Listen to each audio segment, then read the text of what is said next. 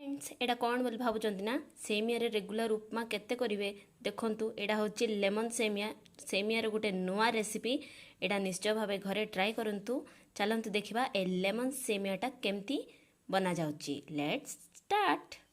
प्रथमे गोटे डेक्ची रे पानी नेबा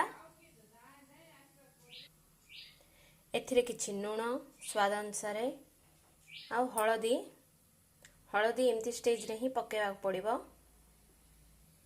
एबे पानी को भल भावे फुटिबा को देबा। देखंतु केते सुंदर पूरा फुटी गला। फुटला परे एथिरे मु 1 कप सेमिया पकोची। 1 कप सेमिया पकेबा परे हाई फ्लेम रे एडा 2 रु 3 मिनिट भल भावे मिसे सिजेबा। पूरा सिजे देबानी गोटे 70% सिजेबा। हाई फ्लेम रे ही आको सिजेबा। देखंतु केते सुंदर सिजुची। एटा बेसी सिजे देले रेसिपीटा नष्ट हो जिवो। केवल 70% सिजिबा को दबा माने 1 मिनिट सिजिले पूरा सिजि जिवो बोलिबा स्टेज रे आमे काढ दबा। काढी की फिल्टर करि दबा। 70% सिजि गला आको आमे काढी की फिल्टर करि दबा। देखंतु एमिति छाणी दबा। ए गरम सेमिया सिजा उपरे एबे ठंडा पानी पके दबा।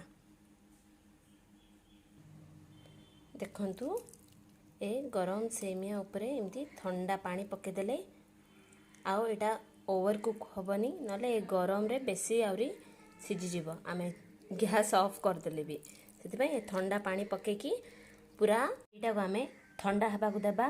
पूरा ठंडा हेबा परे नेक्स्ट प्रोसेस को जिबा। एबे कढ़ाई बसेबा। गुडे 2-3 टेबल स्पून तेल पकेबा। तेल गरम हेबा परे किछि सरिष किछि जीरा दीटा फुटला परे नेक्स्ट एथिरे बिरी जाई भी टिके फुटला परे चना जाई ए सब को एबे भल भावे मिसई की टिके तेल रे रोस्ट करबा। एबे एटा टिके भल भावे रोस्ट हैला। रोस्ट हेबा परे एथिरे एबे आमे एथिरे किछि सुखला लंका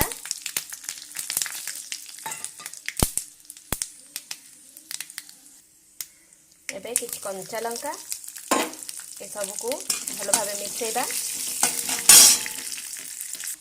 एथिरे किछि काजू एबे किछि भृषंग पत्र एबे ए सब को भल भावे फ्राई करिबा।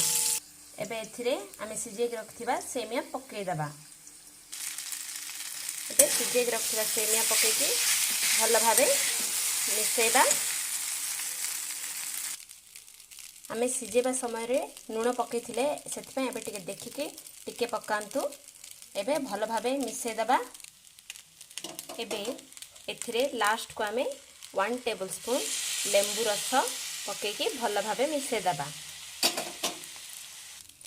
लेंबू रस पके की भल भावे मिसेला परे हमर लेमन सेमियाटा रेडी हो गला।